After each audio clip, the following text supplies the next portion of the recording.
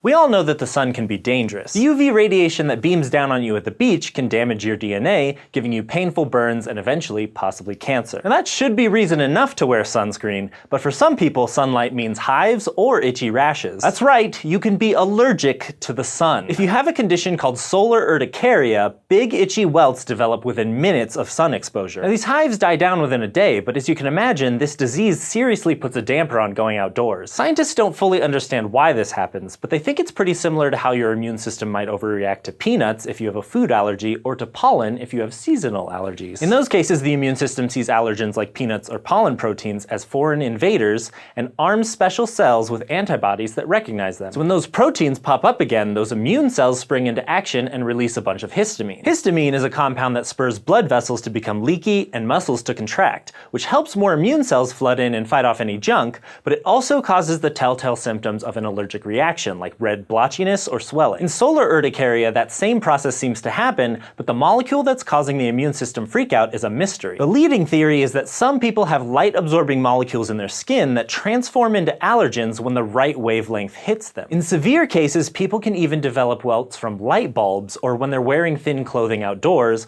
or even go into anaphylaxis. The good news is that this sun allergy is extremely rare.